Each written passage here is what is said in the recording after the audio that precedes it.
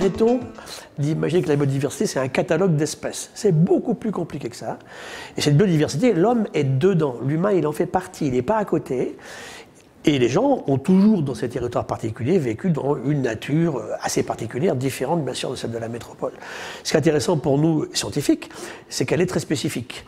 On ne trouve pas les mêmes espèces à Saint-Pierre-et-Miquelon, Nouvelle-Calédonie ou en Guyane, bien entendu, et que ces populations humaines sont profondément immergées dans cette biodiversité. Il y a encore beaucoup de territoires ruraux qu'on a un petit peu perdus en France. Hein. Et c'est vrai qu'en 2007, cette humanité bascule d'une humanité rurale à citadine, c'est encore le cas, cette humanité rurale, dans beaucoup de ces territoires ultramarins. N'oublions pas l'océan. Hein. Une grande partie, c'est quand même de l'océan. Quand on regarde les cartes de la Polynésie aujourd'hui, c'est plus grand que l'Europe. Hein. Donc, une biodiversité avec des écosystèmes et des espèces, marins et continentaux, très particuliers, très spécifiques, dans lesquels les humains doivent s'intégrer pour poursuivre leur développement de façon raisonnable et raisonnée. Les enjeux de biodiversité économique sont clairement identifiés par les entreprises qui commencent à travailler à la fois sur les aspects images, bien sûr, reconnaissance de leurs actions sur la biodiversité, mais aussi sur les liens de dépendance. On parle souvent des impacts des activités économiques sur la biodiversité, et en fait, vraiment, le concept qui a monté ces dernières années, c'est de dire qu'il n'y a pas d'activité économique, il n'y a pas de création de valeur économique sans bon état des écosystèmes et de la biodiversité. Donc ça, c'est quelque chose qui est assez fort aujourd'hui. Donc ce qui va être compliqué dans le contexte de crise actuelle, c'est qu'évidemment les enjeux du court terme sont là et qu'il va falloir concilier une vision de long terme qui est induite par la gestion de la biodiversité, la préservation de la biodiversité et puis ces réalités de court terme auxquelles les entreprises sont confrontées.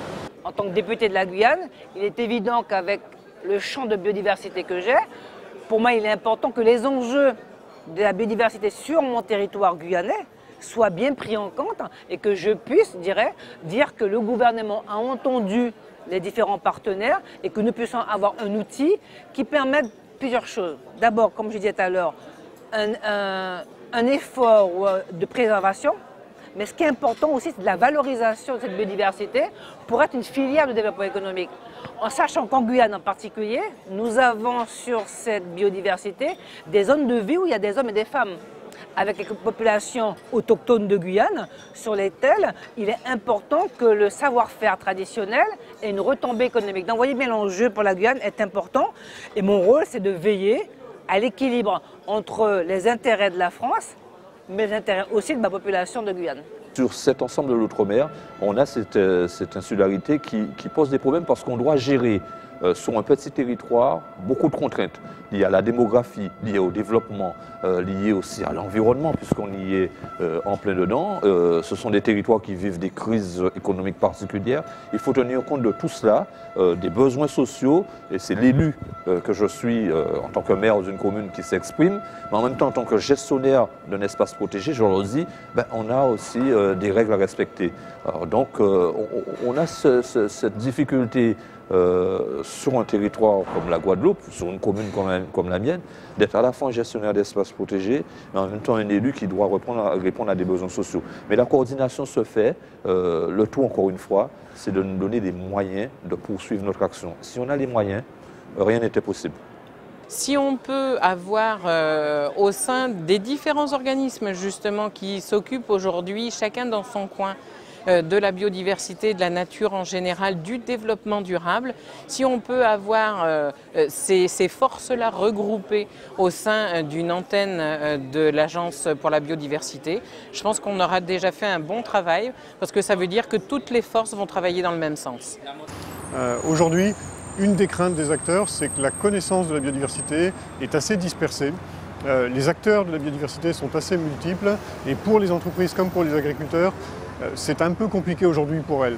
Donc finalement, l'attente vis-à-vis de l'agence, c'est vraiment d'être cet acteur noyau, fédérateur, vis-à-vis de l'ensemble de ce qui touche à la fois à la connaissance et de l'action pour la biodiversité. Toutes les demandes qui ont été exprimées par ces territoires d'outre-mer, c'est la coordination que l'agence pourrait jouer au niveau des politiques publiques, notamment dans le domaine de la connaissance, dans le domaine de l'appui technique, dans le domaine de la recherche technique appliquée, et dans le domaine du financement, de la mutualisation. En fait, ce n'est pas du tout une agence avec des chercheurs, hein. Ce n'est pas le but. Elle est là en fait pour organiser, pour rendre meilleur un système par rapport à ce qu'il est aujourd'hui. Alors c'est compliqué aujourd'hui, il y a déjà un conseil scientifique du patrimoine naturel et de la biodiversité qui dépend du ministère de l'écologie et du développement durable. Il y a déjà un conseil scientifique d'une fondation de recherche pour la biodiversité qui dépend du ministère de la Recherche. On parle de mettre en place un conseil scientifique de l'Agence française pour la biodiversité. Il va falloir qu'on réfléchisse un petit peu à structurer tout cela. Pas pour ajouter des couches, il faut qu'on soit plus efficace qu'avant. Se pose une première question.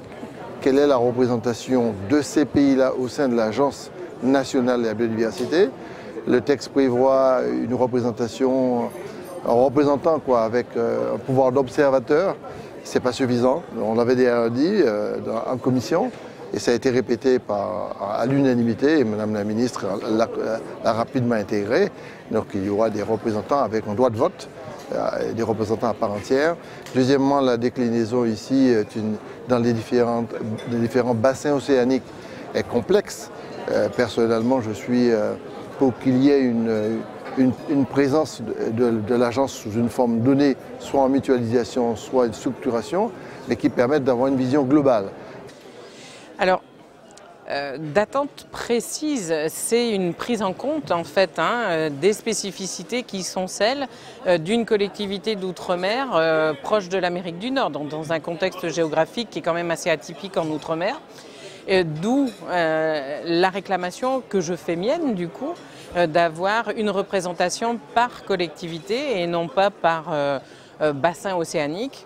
Parce que les problématiques des Antilles et celles de la Guyane ne sont déjà pas les mêmes, donc imaginez celle de Saint-Pierre-et-Miquelon par rapport à une entité qui regrouperait le tout. Je pense qu'on ne pourra pas marcher sans coopération. Coopération parce qu'avec nos voisins, nous partageons un écosystème très, très vaste qui va depuis, qui est compris entre l'Amazone et l'Orénoque.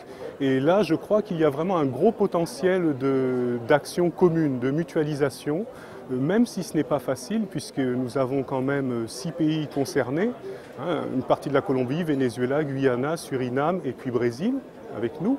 Mais d'un autre côté, ça fait 5 langues différentes. Mais je pense qu'il y a de part et d'autre cette volonté. Et je crois que l'Agence française pour la biodiversité est vraiment bien placée pour entrer dans ces actions de coopération, surtout que quand même la Guyane appartient à l'ensemble européen.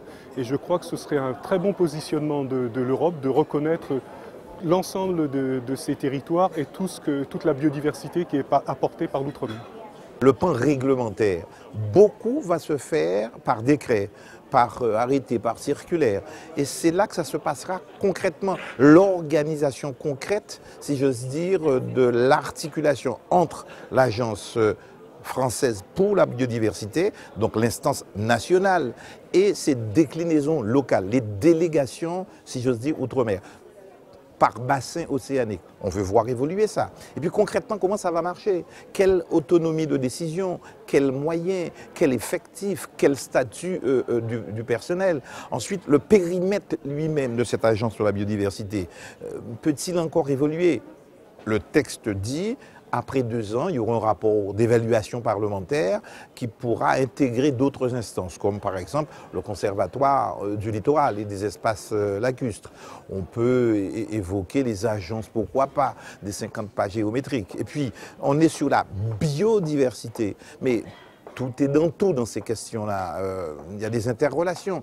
Est-ce que la géodiversité peut être évoquée? Les débats de ce matin m'ont vraiment passionné et font écho avec les débats que j'ai en métropole sur 2 choses. Les besoins qui viennent des territoires très forts en termes d'animation, de besoins d'ingénierie, de connaissances, de soutien et de mise en réseau. Ça, c'est quand même des besoins très forts et je les entends aussi sur les territoires d'outre-mer. Un besoin d'une certaine souplesse, souplesse par rapport aux spécificités de ces territoires, souplesse par rapport à l'existant. Alors dans les territoires d'outre-mer parfois il y a des manques aussi, ils n'ont pas les agents que nous on peut avoir répartis de façon plus coordonnée sur les territoires de la métropole. Mais voilà, donc j'entends souplesse, besoin au plus près des territoires et quand même comment garder un cadre commun qui nous permette d'avancer de façon coordonnée.